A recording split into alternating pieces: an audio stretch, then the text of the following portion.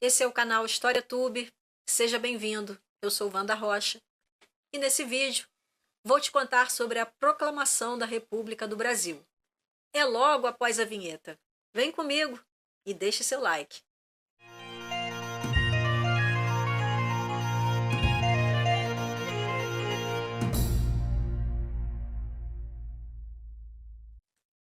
O Marechal Deodoro da Fonseca proclamou a República na manhã de 15 de novembro de 1889.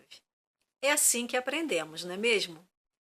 No entanto, essa história pode não ter acontecido exatamente da maneira como te contaram.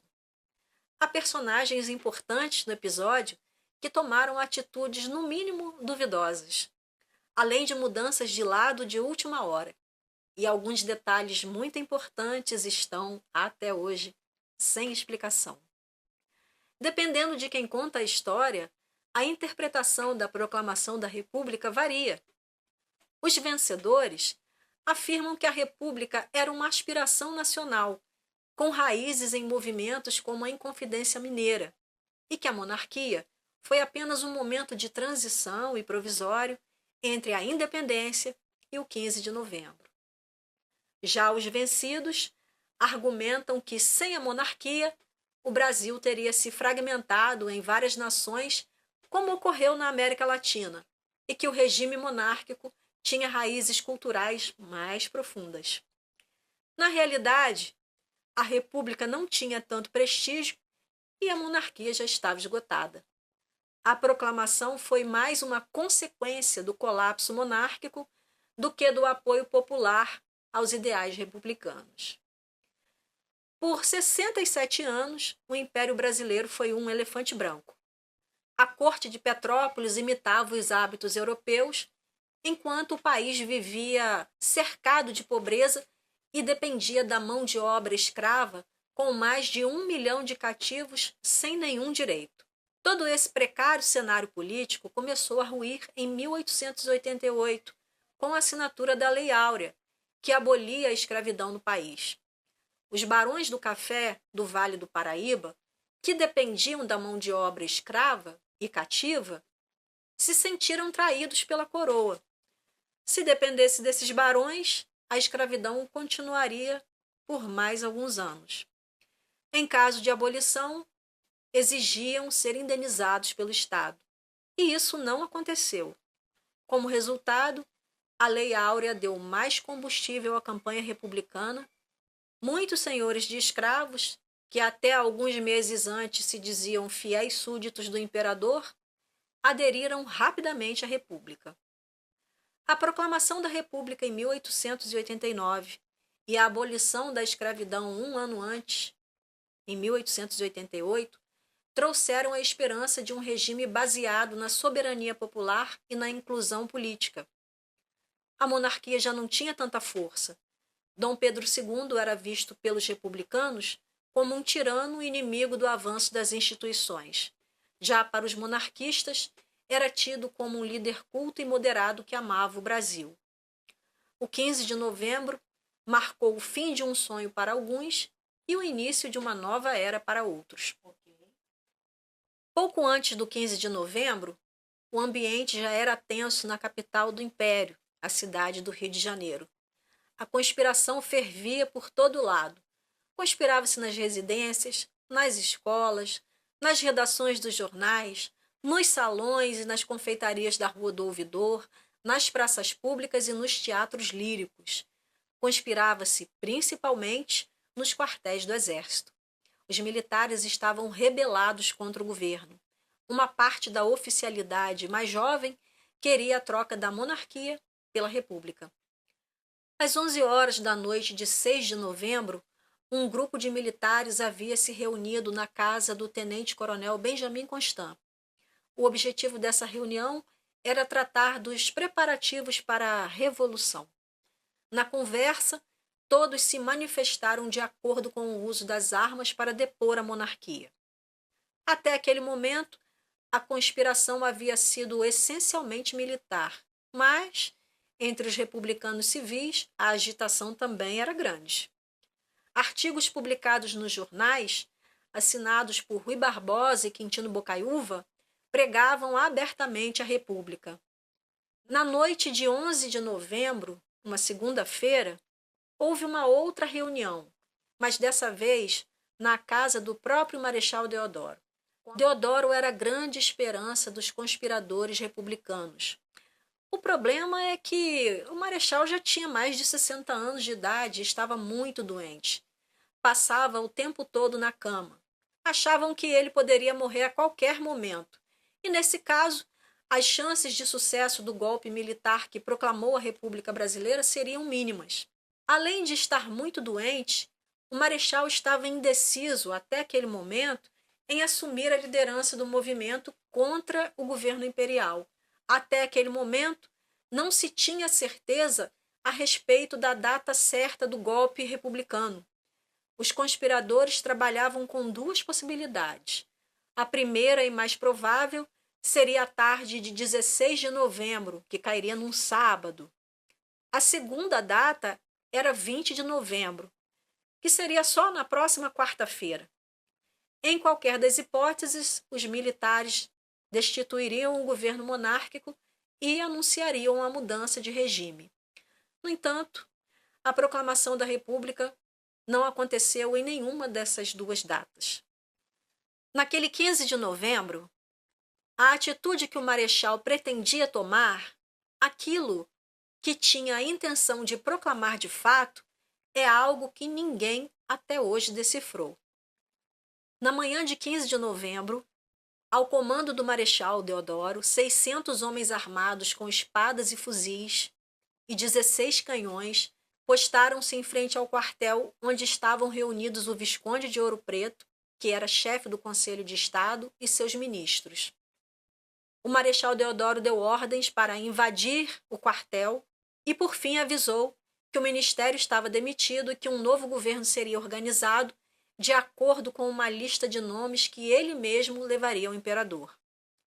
Esse pequeno detalhe indica que, até aquele momento, Deodoro ainda não estava totalmente convencido de proclamar a República.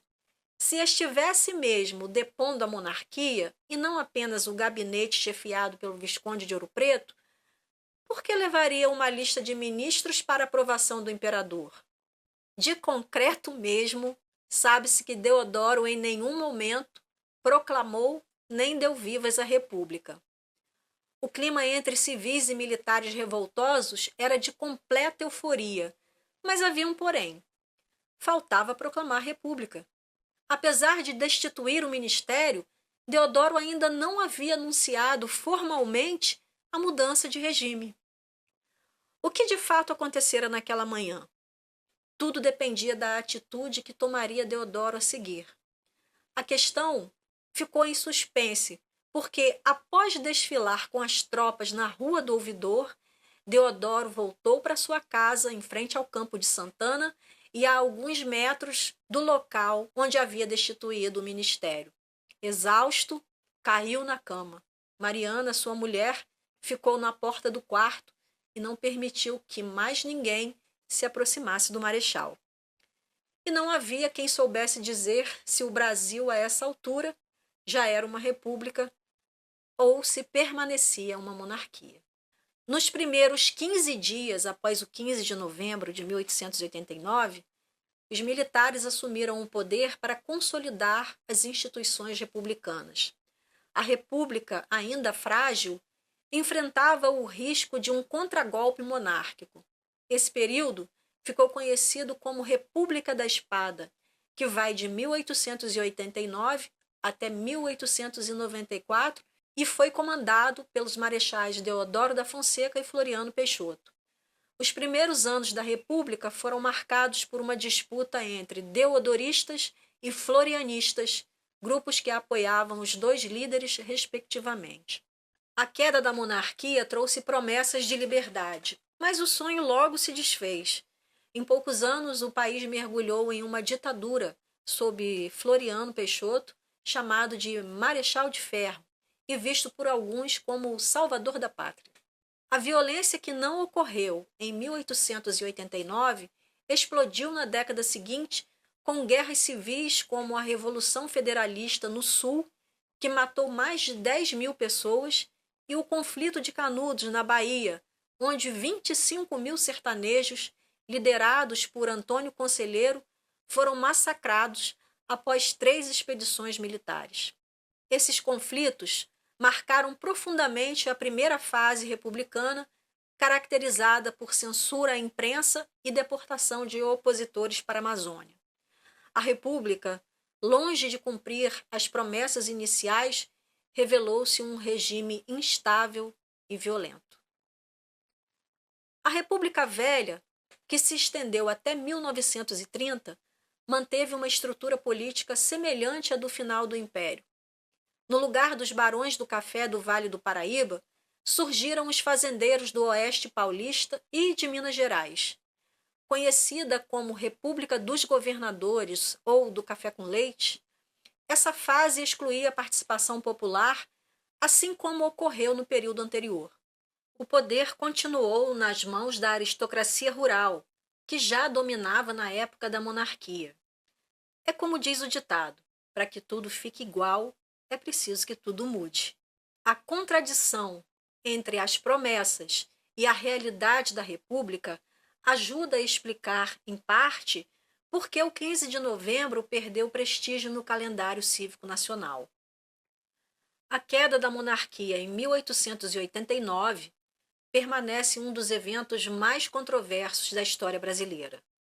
Na prática, a queda do Império foi o resultado de várias forças, incluindo republicanos, militares e até monarquistas descontentes que exigiam reformas.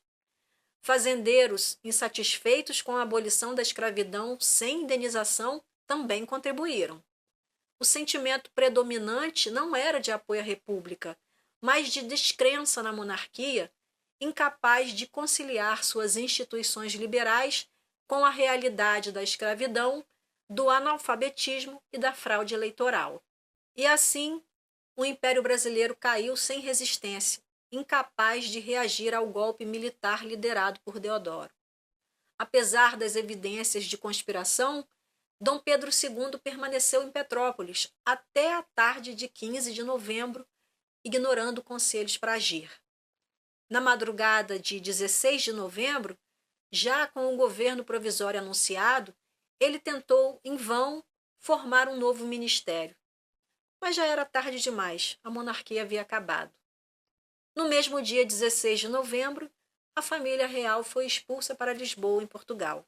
Curiosamente, cartas trocadas entre Dom Pedro II e a Condessa de Barral, sua confidente, revelaram que ele tinha simpatias republicanas, chegando a expressar desconforto com o cargo de imperador e preferindo ser um presidente temporário. Essa ambiguidade foi ironizada pelo presidente da Venezuela, Rojas Paul, que, ao saber da queda da monarquia, disse: foi-se a única república da América. O papel de Deodoro da Fonseca também é questionável. Idoso e doente, ele relutou até o último momento em proclamar a república, agindo mais por ressentimento contra o governo imperial do que por convicção ideológica. Apesar da narrativa oficial, ele só declarou a república à noite, pressionado por seus companheiros.